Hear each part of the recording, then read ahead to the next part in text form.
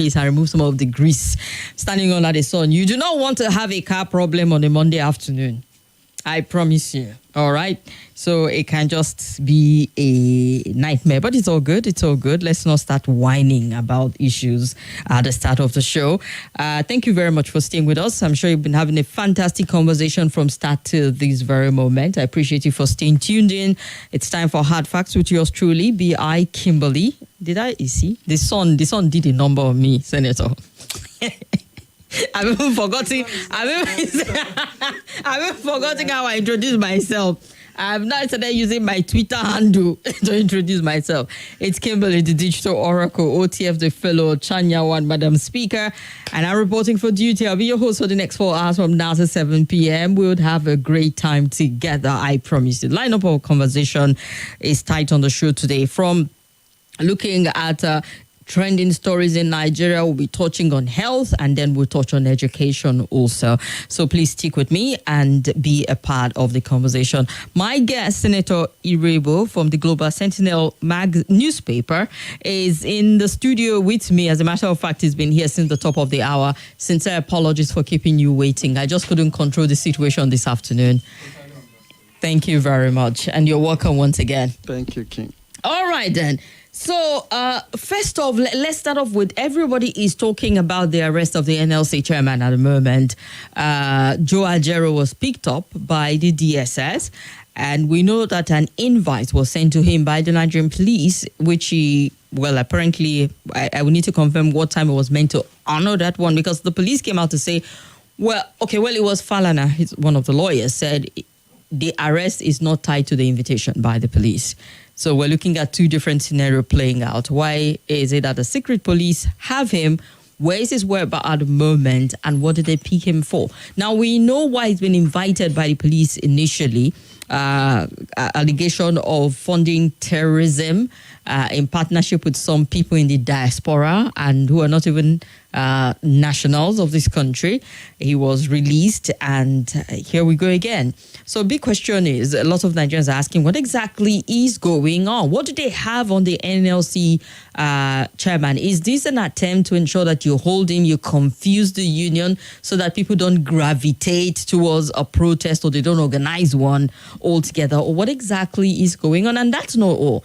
Serap also mentioned that there was an invasion of their office. That was the word they used, that their office was invaded by men of the DSS, the same DSS. And we know that when you talk about the secret police, we're looking at internal security. So are they talking about a compromise on the part of these individuals and organization? What exactly is going on, given the fact that to a certain extent there's heightened tension as a result of the increase in fuel price at the moment? I think what is happening is very strange. Sometimes some of us observing on the sideline cannot wrap our head around some of the moves or motives or strategy government is taking when it comes to the interests of the masses. Yes, security is very paramount, but most time government use that as an excuse to carry some actions that are questionable. This reminds me when DSS were tearing down the walls, the gates, the windows, the doors of justices of Nigeria, you know, in the name of they want to fight corruption. And people are in very Gestapo manner. People are asking, how does invading the house of justice in the middle of the night, I don't get it. How does it solve corruption? How does it, help the situation? It doesn't make sense. It's when something is right, it must be done right or seems to be done right. And you are going to such a sensitive, someone that is occupying such a sensitive institution, position. You must do it with tact. You must do it in such a way that is very transparent, and you must carry the public along. Because when in a democracy, nobody says that anyone is above the law. No one is above the law. And that's what democracy is all about, from the top to the bottom. If you run foul of the law, you have to face the law. But it has to be done in a legally transparent manner. So up till now, we are everything regarding the threat to arrest or allegation against the NLC president is still shrouded in secrecy. No one seems to understand what is actually the issue. And for such a position he's occupying that is very sensitive, that has a direct impact on the public, should anything go wrong, you have to carry the public along. By now, in fact, whatever crime, the way he carried it out, the dates, so how it's done. If FBI is to arrest, you will see. Everything will be done. It will be shown to the public. By now, everything is known. He met so person with evidence, with whatever, and public will be aware. Okay, we'll take it up after this quick break. Stay with us.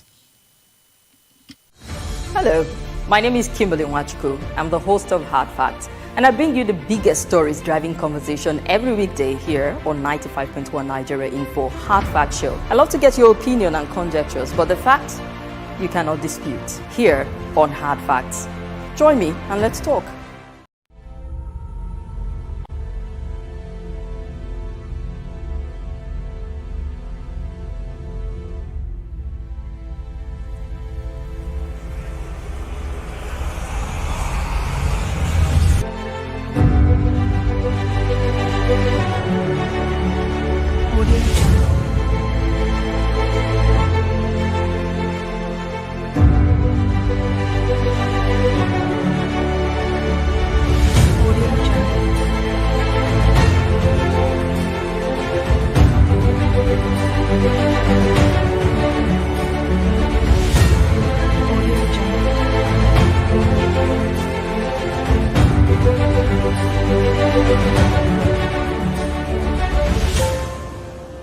Audio Jungle.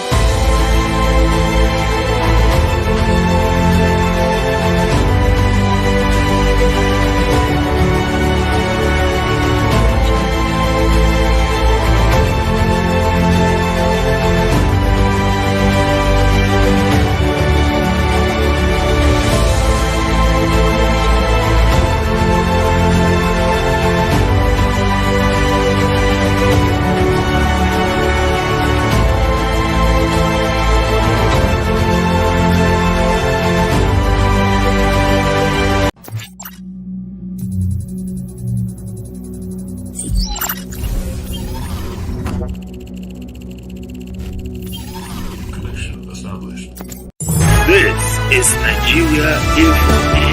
Nigeria Info. Eto Iruegbu is me here from the Global Sentinel paper, and we are looking at some of the big stories driving conversation. One of the biggest that Nigerians talking about at the moment is the arrest of the NLC president. Yes, I say chairman. I told you guys I had a rough afternoon and came out from the sun, so forgive me if I swap chairman or president with chairman. NLC president, you know that. Thank you very much. So he's been arrested, and the question is, what exactly is going on? What exactly is going on? What do they have on the NLC president, the NLC?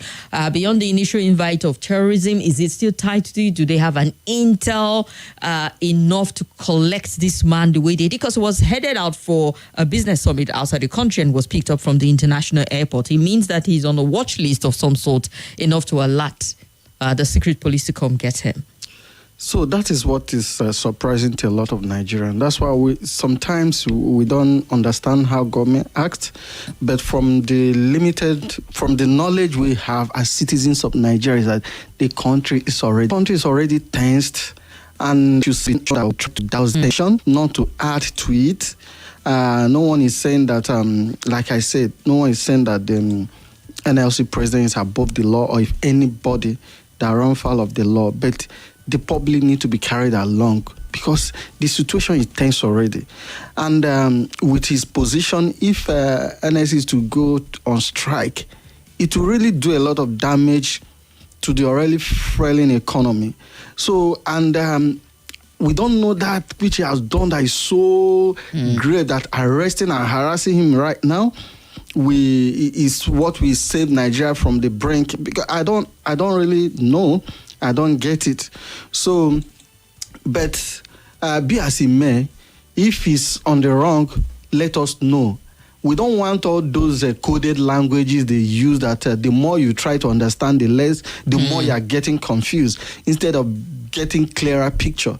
Because up to date, if you ask average Nigerian, what is it that the NLC president did that they want to arrest him? Nobody can really explain apart from that, from the content of the initial letter, invitation to the police, saying that his name was mentioned, not that he is the.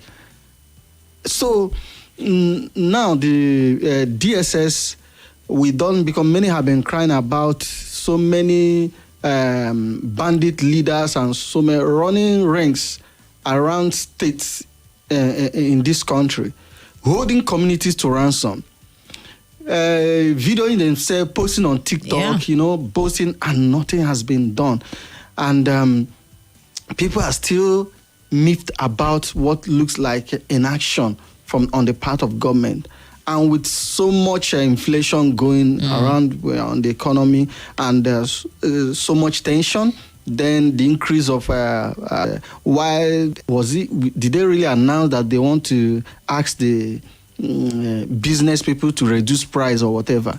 We are still trying to understand. When FCCPC at one point was trying to impose it that it shouldn't increase. They gave them like 1 month. So that 1 month have not allowed to increase fuel. So all these discordant tones, you can't reconcile you trying to ensure that the prices of goods come down and you increasing the fuel price, and in the same breath you are trying to even absolve yourself from responsibility that you did increase it, and so much discordant tune. And now this, and as we are talking about NLC, SERAP, which is a civil society organization.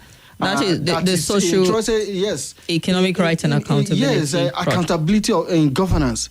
And you are impounding their office, you are, I don't know. So we want to want to know the truth. Now, this time around, please, DSS, can you do it fast enough to let Nigerians know what are the crimes? So we don't want to wait till how many days or next week to start telling us what you did, or when you eventually, after outcry, you now take him to court. You're now telling the court, please give us extra days to go and investigate what he did and reframe our own, charges. It doesn't make sense. And that's why they lose so many cases. And we've been saying this.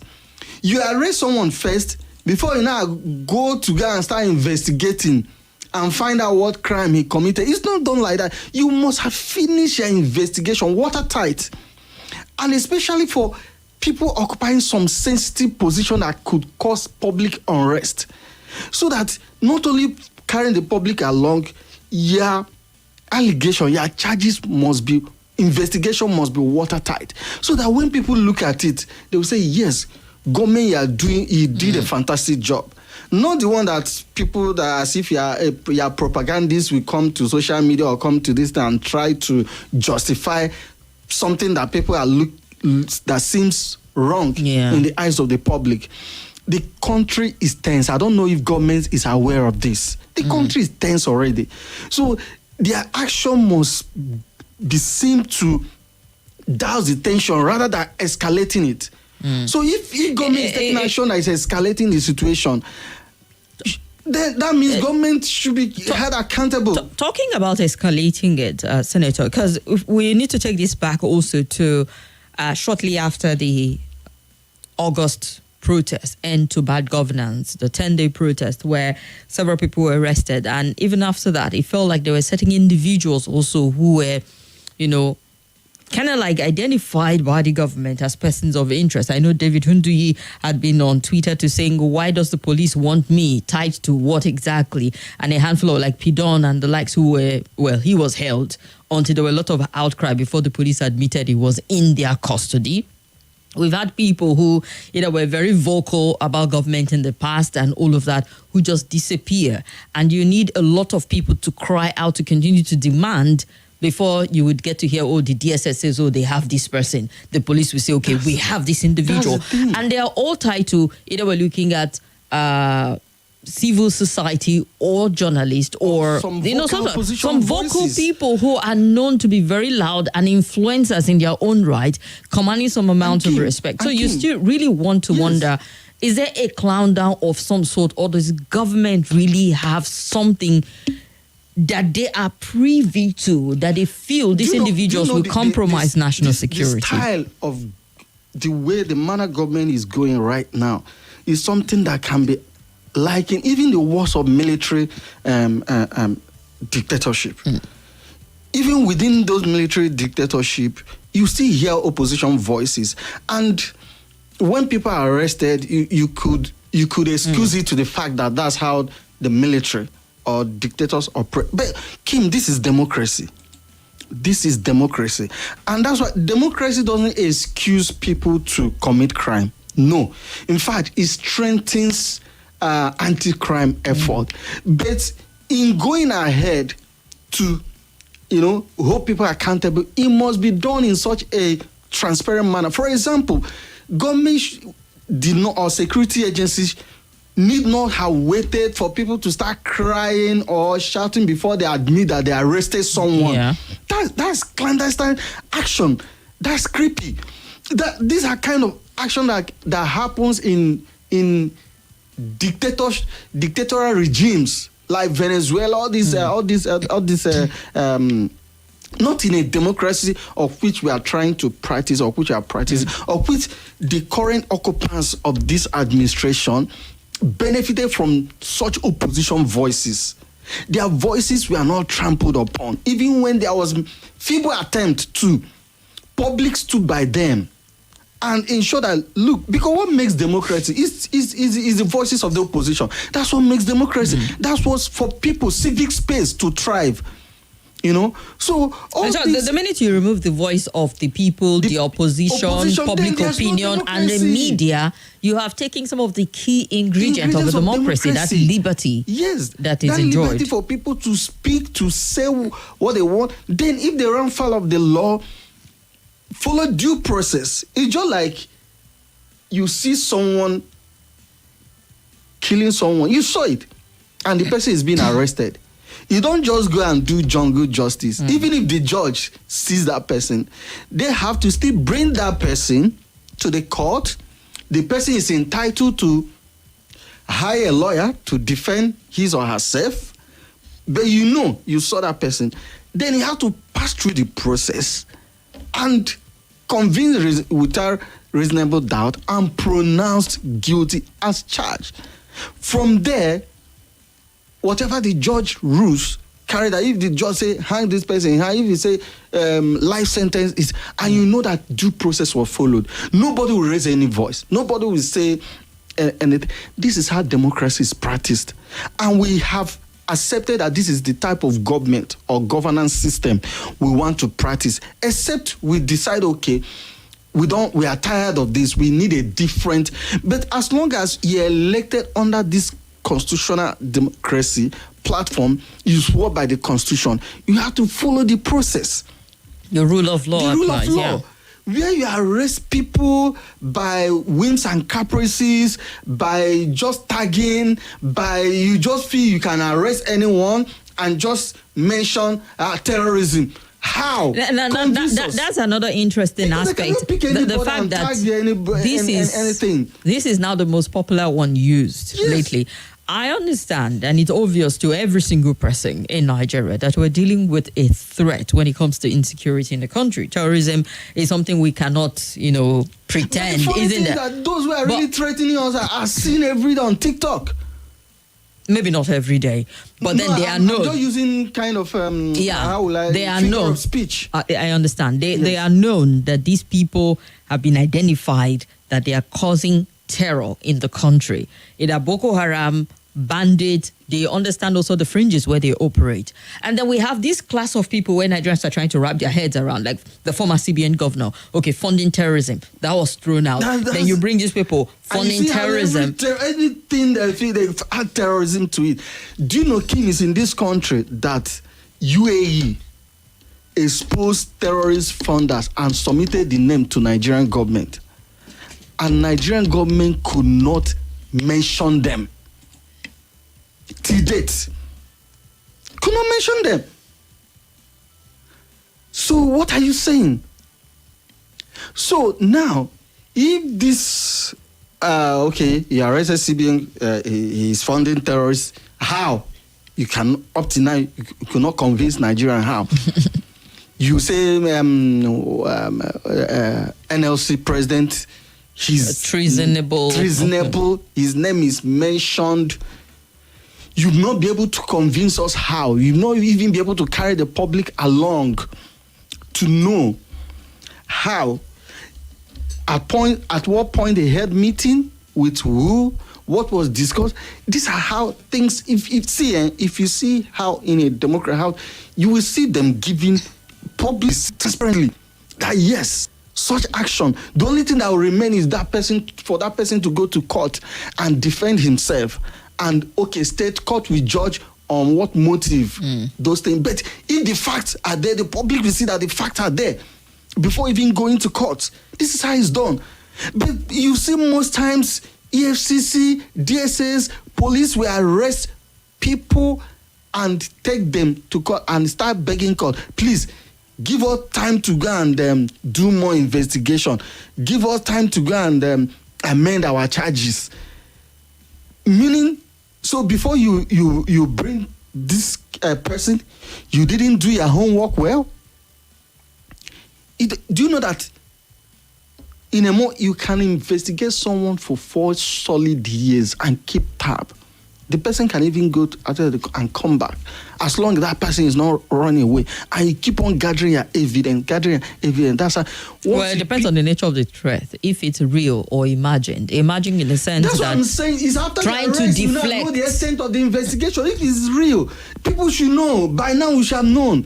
If it's imminent, we should have known. That's what I'm saying. It shouldn't be shrouded in secrecy. Like when police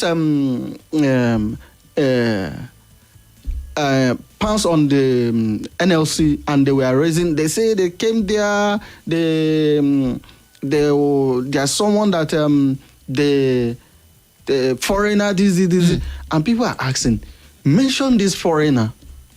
So they mentioned one Mr. No, that was before Wayne or so. Before then, so that you say it's on the run. You say you don't want, so that we can place his image everywhere, so that we can also help you and trace him if he's on the run. If he changes his name from Muhammad to Emmanuel, from Emmanuel to Mustafa, from Kano to Calabar, so that people can identify such person. So carry members of the public along. So all these actions, while it's not an excuse for anybody to commit crime, I keep on emphasizing, but government should do better. By the people. You are serving the public. So the public should be able to, at each point, you should be accountable. The public, why you are carrying such action. So if an organization like SERAP, that all they have been doing all this while, I'm not saying any organization is perfect but all they've been projecting so far is things on interest of the people. State governor give account of or how you use security vote. This governor, you budgeted so security budget. What did you use the money for? The president, you did this for State House. How did he? For transparency and accountability. Now you are raiding their office. Let the public know. Okay, is the place used for laundering? Is the place used for this? Let us know and let it be transparent. We don't need labeling. They is used for terrorism financing, and that's all. We can't just take that because you're government, you're powerful. You can intimidate anybody, and that's why that power must be used responsibly. And that's why critical voice to hold you accountable, to call it, because power corrupts. Absolute power corrupts absolutely. If you reach such a extent that you can't hold accountable those who hold the power to do and undo, then we are finished. Because it's in this, our former president, President Jonathan, said that he have checked the power given to Nigerian president or presidency. That is too enormous. That if you use up to 20%, it's insanity. Kim, if you remove all the dictators, if you check the powers constitutionally given to Nigerian president is the most powerful in the world. I'm not saying as a powerful country. I mean the power given to the president within the geography is ruling. I'm not saying compared to other countries. I'm like now. Okay, the power. Let's say, for example, the power given to U.S. presidency can be challenged. There are so many checks and balances to water it down. But there are so many loopholes given constitutionally given to the president of Nigeria to act. That's what I'm saying. To act. So within the democracy, I'm not talking of dictators who have absolute power, but I'm saying power given constitutionally to presidency in democracies. Nigerian own is one of the most powerful. Now, if you give it to someone who is not, who don't want to occupants, who may not use it, who don't want to be accountable, then it will be taking us to the realm, it will be a borderline dictatorship. And that's why we need critical voices. I'm not saying anybody should use that platform or critical voices to be committing crime. Even in government, you cannot use that office to be committing crime. If you cannot use it to be running the file of the law you're supposed to uphold, arresting people, which looks like kidnapping, without letting making transparent, and nobody could give account. We are such until maybe people have to start investigating, finding out. Those are not supposed to be. This is not how democracy is run. All right. A quick one before I get to the phone line, because I see a lot of people itching to contribute here. What this mean for the NLC? Because I know NLC has put its member on high alert. And it means that it depends on how the government manages this, will determine if the NLC will decide there is going to be a protest or a strike. I don't know if NLC at this moment has that muscle to galvanize support from the nation for a national protest. That's the point. Because it feels like people do not have that much confidence in the labor union. And you get to hear people say, apparently their advocacy is primarily their constituents, which is their constituency, which is civil servant and workers, not the general. Compared to other NLC in the past, with some anti-people policy of government, this current NLC has been so lenient with the government that... Isn't this one? People will take you back to Ayuba Waba's time. I mean, we saw deliberately when the former administration tried to fraction... What I'm trying to say is, compared to the I'm not saying incompetence, I'm talking of anti-people policy, the amount of anti-people policy. Buhari government own is in pure incompetence, and pure incompetence everywhere. So, but he was wise enough not to tread like taking all this subsidy, all this thing. When he wanted, he will subpedal. I'm talking of this government, current government, taking anti-mass, like in fuel subsidy removal, increasing upon electricity tariff hike. So many, like now, people who are banking in some distance, 10,000 naira, so many, taxations here and there. The VAT are increased under this. So many poor anti-masses policy in this administration. I'm not talking of the competency. So, Wamba own regime was that, yes, Buhari government, there was a lot of income, but there was not much of anti-mass policy. You may have some competent hands, but there's too much anti-poor, anti-massive policy that is eating on the income of the masses, that is fueling inflation. That ordinarily NLC should be in the street protesting because most of their members are affected. But they've risen a lot of time, which members of the public got angry with them that these people don't take us serious. They are itching. There are many people who are itching for labor too. Over time, they try to do some warning, this thing, and at this point, most of members of the public don't even have confidence on the current NLC, which to me have tried to even understand government and reason with them. And also I'm surprised the way government is going after their leadership. I don't really understand it. So I'm not saying, like I'm saying, they may know what we don't know. They may be factual, they may be right, and we are wrong. But the handling of it. Yeah, handling, and we are speaking based on the knowledge I have for now. We members of the public have. So as we are criticizing them, if they have anything contrary to what we are saying now, let them bring it out to convince us that, yes, they are right in their action. So that's what I'm saying. So now, Labour cannot even muster, because even the public have lost confidence in the current NLC, because they feel there was a time they're supposed to come and act. But I understand where Labour is going, because they really want to give government a chance and fair hearing, and which I feel they have been taken for granted. Look at the minimum wage issue and the fuel price. The thing is, they deceive them. What language they use? Yeah, the government went back on its word, because the agreement was, okay, we settle at 70,000. However, you're not allowed to increase the price of petrol. The government said no such agreement happened, not written document to prove that. So perhaps it's a gentleman agreement to say, okay, you know what, let's leave it at this. We're not going to touch any other thing. And Joe Ajero bought it hook, line and sinker. I'm sure he must feel very betrayed at this point in time. But the thing is, not a lot of people knew that, so people are not feeling shortchanged. They just feel, like you pointed out, anti-people policy generally. Let's take a few calls quickly, and we'll go on a break. We'll be back to hear more from you, as we also have the Labour Party to focus on.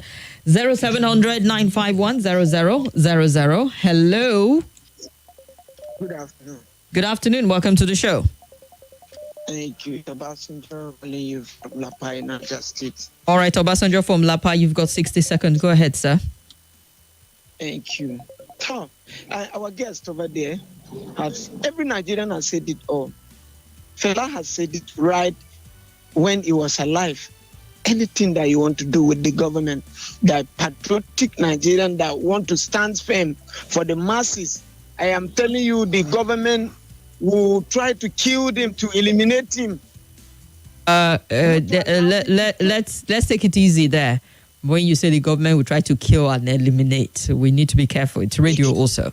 I can't find you. At least I know the person I'm talking with in the studio. Okay. Sorry, where is Nnamdi Kanu today? He's not been killed. He's still being incarcerated. Incarcerated, and he cannot allow to even talk on air, so that the masses will listen to him. When Bello Turuji, it's killing Nigerians, making Nigerians suffering. Like in my community, you said one of the community's leaders in Shiroro local government said a lot of what? That people are no longer there in the community. We cannot go to farm. Why? Because of what? The insecurity. Those that are here are there. I am telling you, no, even the security, even the chief of army staff, wallahi cannot go to that Shiroro. It cannot go. I am telling you, I am telling you. A lot of issues has been solved. All right, Obasanjo. But nobody cares about this country. All right. Thank you very much. Hello. Hello. Good afternoon. Good afternoon, Kimberly. My name is Jerry. Jerry, talk to us. Yeah, Kimberly, let Ajero go and rest. He have tried a lot. To my personal submission, he have tried. Let him go and rest. He tried for Labour and Nigeria as a whole by increasing the 70,000 minimum wage. By going to rest, what do you mean? That he should turn in the towel? Or what I mean is that APC is not PDP. It's not other party. APC is a brutal. You understand?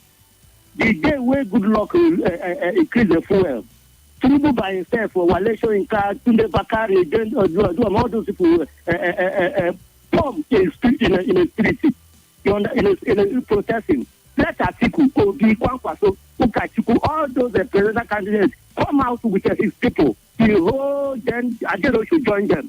You understand? They should protest, because what is happening is worse than what's happening in a good luck and personal time. And Labour people protest. Let Ajero go and sit down. He has tried his best. Let Atiku, Kwankwaso, Obi, all those people come out. Are they waiting people to protest? People protest. Let them do the same thing what Tinubu did. All right. You understand? Thank you. Thank you very much. We get your point. He's done his bit. Others should come out like a strong opposition voice should rise and be, that the kind of like shadow government that is required. Joshua Haruna says, good afternoon. He's watching us on Facebook. Jesse, how do I see you? Honorable Nerus Itsebehu. I hope I got it right. And the YouTube is working out, Honorable. Please check it out. Thomas Bode says, nice seeing you. I beg, put some glass of water close by. We've not got leaders, but okay, bosses. I see. All right, the Facebook and YouTube is up and running. You can leave your comment on our Facebook page at Nigeria Info Abuja or YouTube at Nigeria Info Abuja and share thoughts with others. We'll go on a very quick break and we'll be back to take more phone calls, and there's a whole lot more to talk about. Senator Iruegbu is my guest in the studio. More conversation, more talk, more right after this. My darling, are you ready to go back to school? This is Nigeria Info.